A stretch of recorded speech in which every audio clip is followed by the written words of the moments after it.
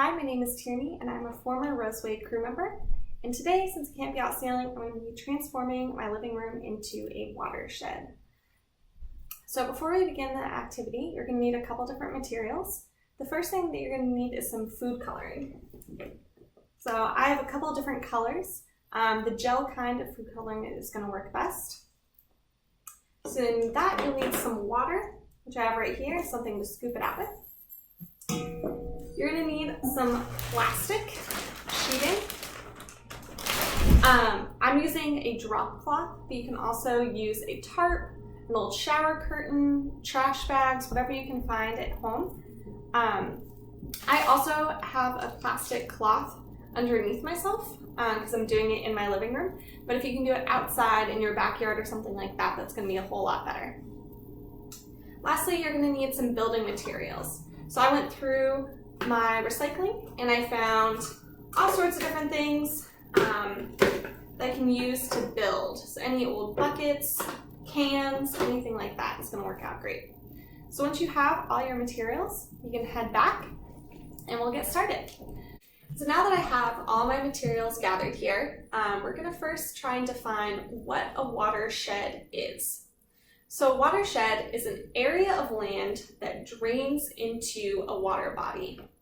Now that water body can be a river, a stream, a lake, a harbor, any kind of water. But we're thinking about the area of land around that water body, where when water lands, it's going to eventually find its way into that water body. So imagine the nearest water body to you. I'm going to imagine myself in Boston, Roseway's home port, and I'm going to imagine myself living near the Charles River. So anytime it rains and that water lands near, say, on my front door steps, eventually it's going to go downhill into the Charles River.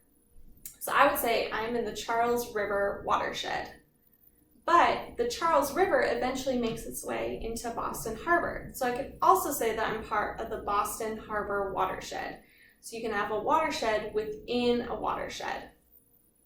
If you're interested in finding out what watershed you are in, I've attached some links to this video so you can go ahead and try and find which watershed you are in.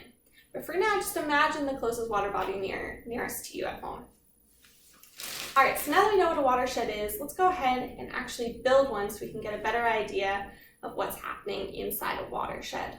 So again, I'm going to imagine myself in Boston, and I'm going to go ahead and I'm going to build the city of Boston, but you can build whatever community or city you find yourself in. So using all these materials, I'm going to go ahead and build my city.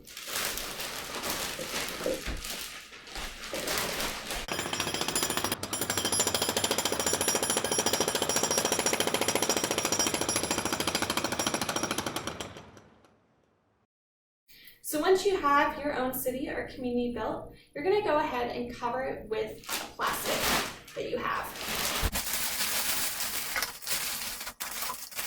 And your city might fall down in the process, but that's okay, just rebuild it.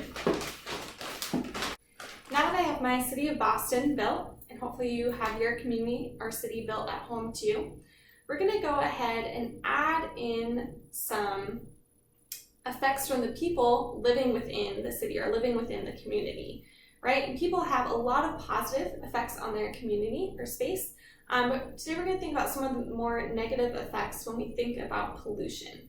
So we're going to go ahead and add some pollution to our city.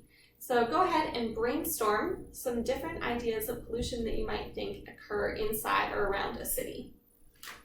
The one that comes to my mind first is trash, right? So I'm going to take my food coloring. I'm going to take blue. You can choose whatever color. And we're going to go ahead and add some trash to our city. So I'm going to add some water bottles, maybe some plastic bags,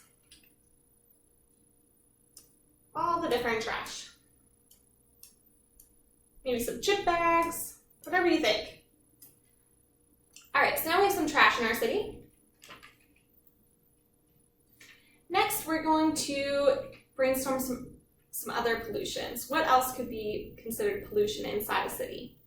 So one thing that Boston has, and most cities do, is a lot of cars driving around, right? There's a lot of traffic. So I'm going to go ahead and add a highway for all the traffic fumes. all the pollution that might come from having a bunch of different cars driving around the cities. Here's my highway. Whew. There we go. What else could be considered pollution inside a city? Sometimes people make mistakes, right? So maybe there's some oil spilling from a car or a different kind of industry. Maybe someone painting their house accidentally spilled over their bucket of paint, right? So I think we have some other chemicals and oil products just kind of floating around in our city, whether or not we mean to. So I'm going to go ahead and add some of those.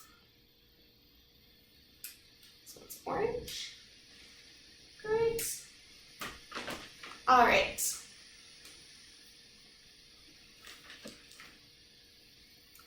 Lastly, I'm going to think about all the different green spaces in Boston, which is awesome. There's a lot of great parks, but to keep those parks nice and green all the time and to keep them bug-free, sometimes they add chemical pesticides and fertilizers, right, which aren't naturally supposed to be there. So I'm going to add those as a kind of pollution too. Here we go. Great. All right, so right now, we have our pollution inside of our city, and it's pretty well contained, right? Except for maybe some of the traffic fumes going up into the atmosphere, maybe some wind blowing around the trash, but overall it's pretty contained on a beautiful, bright, sunny day. But if you have a day like it is right now and it's raining, we're going to see what happens to that pollution. So I'm going to go ahead, I'm going to take some water.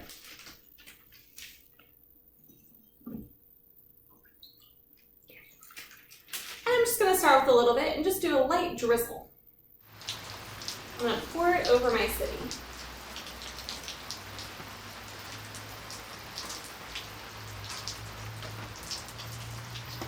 We're going to see what starts to happen.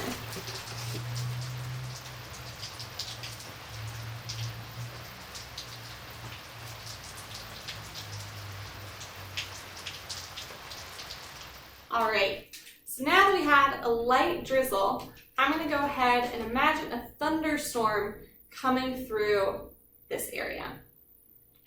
So I'm going to go and add a bunch of water now.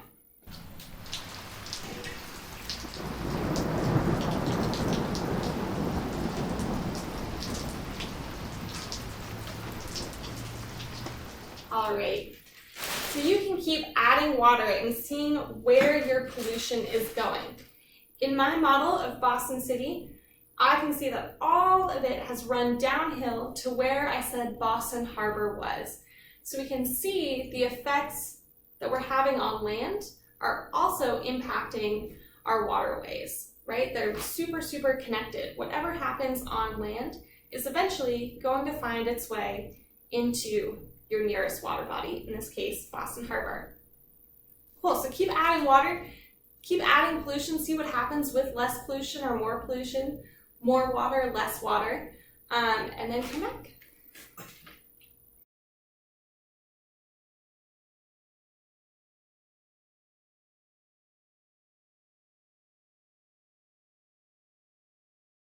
Through this activity, we can see how interconnected our land and our water are, and how we have a direct and indirect impact on the health of our waterways.